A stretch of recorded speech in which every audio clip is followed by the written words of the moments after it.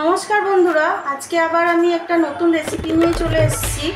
কাবলি ছোলা দিয়ে, পনির দিয়ে আর আলু দিয়ে আমি ঘুগনি বানাবো, নিরামিষ ঘুগনি। সেটা আপনাদের কি করে আমি বানাই সেটা দেখাবো, চলুন দেখতে থাকুন। দেখুন, এখানে আমি কাবলি ছোলাটা সারা রাত ভিজিয়ে রেখেছিলাম। ভিজিয়ে রেখে একটা সিটি দিয়েছি, খুব সুন্দর সেদ্ধ হয়ে গেছে।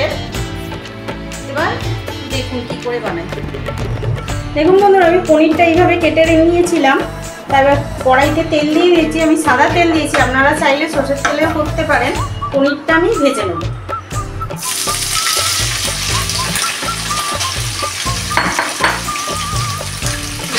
হালকা করে পনিরটাকে আমি ভেজে নেব। এগুলো হালকা লাল হয়ে গেছে, এটা আবার আমি তুলে নেব। এখানে আমি জলেতে একটু নুন দিয়ে দিয়েছি।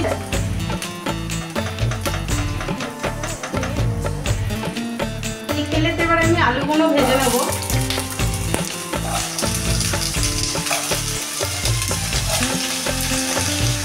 নুন দিয়ে দিচ্ছি যাতে তাড়াতাড়ি আলুগুলো ভাজা হয়ে যায়, সেদ্ধ হয়ে যায়। আলুটা ভাজা হচ্ছে বন্ধুরা। এখানে আমি একটা টমেটো নিয়েছি আর আদা নিয়েছি, এটা আমি মিক্সিতে পেস্ট করে নেব। দেখুন বন্ধুরা, আলুটা ভাজা হয়ে গেছে, আলুটা তুলে নিচ্ছি আমি। এখানে আমি আলুগুলো তুলে নিয়ে তেল দিয়ে দিয়েছি কড়াইতে। আর এখানে দুটো শুকনো লঙ্কা, একটা তেজপাতা আর অল্প একটু গরম মশলা ফোড়ন দেবো।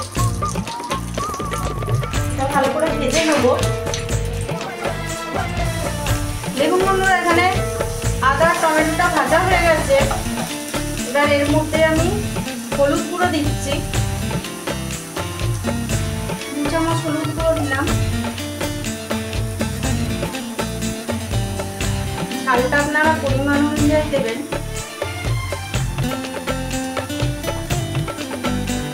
লঙ্কা গুঁড়ো দিলাম, এখানে ধনে গুঁড়ো দিচ্ছি।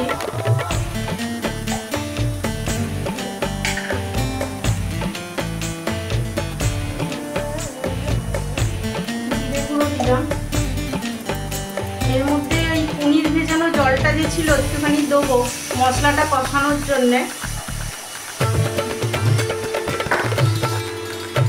আর এর মধ্যে একটু কাশ্মীরি লঙ্কা গুঁড়ো দিচ্ছি যাতে এটা লাল হয়। বন্ধুরা, মশলাটা কষানো হয়ে গেছে, তেল ছেড়ে দিয়েছে। আমি অল্প একটু চিনি দিয়ে দেবো।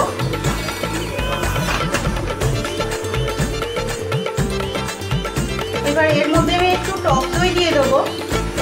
আমার বাড়িতে টক দই ছিল তাই দিচ্ছি, না থাকলে এটা স্কিপ করে যেতে পারেন।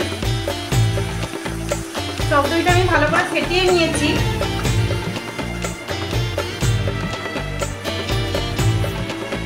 এবার এর মধ্যে আমি ঘুগনির কড়াইগুলো দিয়ে দেবো, কাবলি ছোলাগুলো।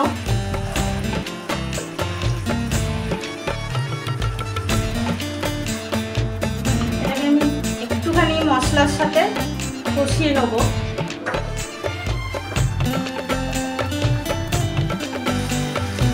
মশলার সাথে আমি কড়াইগুলো একটু কষিয়ে নিয়েছি, কাবলি ছোলাগুলো। এবার এর মধ্যে আমি আলুগুলো দিয়ে দেবো। আলুগুলো দিয়েও আমি একটু নাড়াচাড়া করে নেব।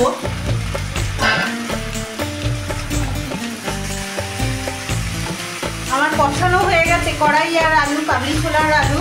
এই কড়াইটা যে সেদ্ধ করেছিলাম ওর জলটাই আমি দেবো, আর পনিরটা যে ভিজিয়েছি ওর জলটাও দেবো।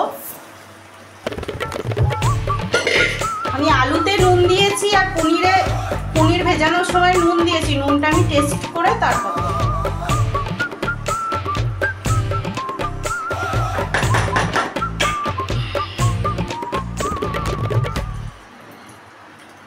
পনিরটা একটু এটা মজে গেলে তারপর পনিরটা দেবো।